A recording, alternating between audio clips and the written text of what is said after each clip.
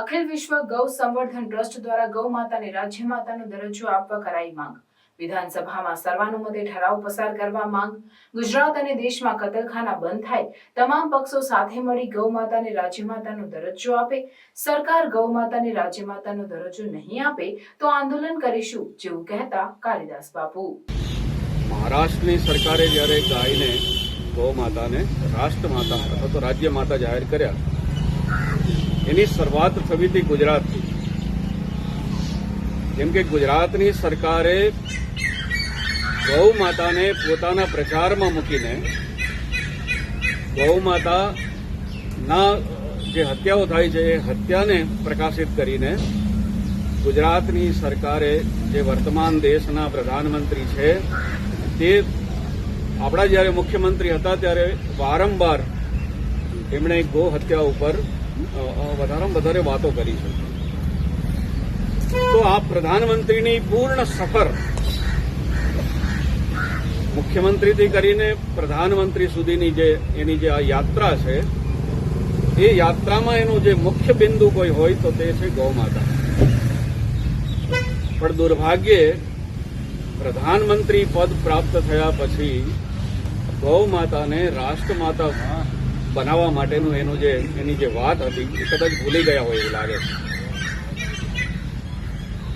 તો મહારાષ્ટ્ર સરકારે પ્રારંભ કરી દીધો છે અને આપે મારા પૂર્વ વક્તાઓએ જેમ કહ્યું કે 16મી નવેમ્બરે જેમ શંકરાચાર્યજી અહીં પધાર્યા અને શંકરાચાર્યજીની સન્નિધિમાં અહીંયા કેટલાક ધારાસભ્યોએ જેમ કે કોંગ્રેસ અને આપ પાર્ટીએ ખુલ્લું સમર્થન આપીને એમ કહ્યું કે અમે વિધાનસભાની અંદર ગૌ માતાને રાજ્ય માતા બનાવવા માટેનો પ્રસ્તાવ રજૂ કરશું. તો હવે જેમ કહ્યું મારા પૂર્વ વક્તાઓએ કે વિધાનસભાનું સત્ર શરૂ થઈ રહ્યું છે,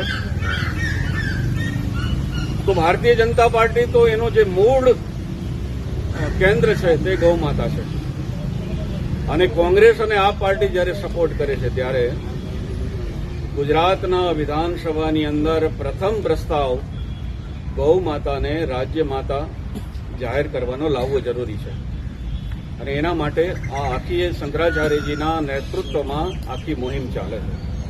મને એમ લાગે છે કે જે આ પ્રથમ વિધાનસભાનું સત્ર જ્યારે પ્રારંભ થઈ રહ્યું છે ત્યારે પ્રથમ બિલ અહીંથી જ્યારે શાસ્ત્રીજી આપશે, જ્યારે બધા ધારાસભ્યોને અમે આપશું, તો ગુજરાતની વિધાનસભા ગુજરાતમાં ગૌ માતાને રાજ્ય માતા ઘોષિત કરે એના માટેની આખી આ પત્રકાર પરિષદ છે. શંકરાચાર્યજીનું જે સ્વપ્ન છે આ દેશમાં જ્યાં સુધી ગૌ હત્યા રહેશે ત્યાં સુધી રામ રાજ્યની કલ્પના માત્ર કલ્પના રહેશે.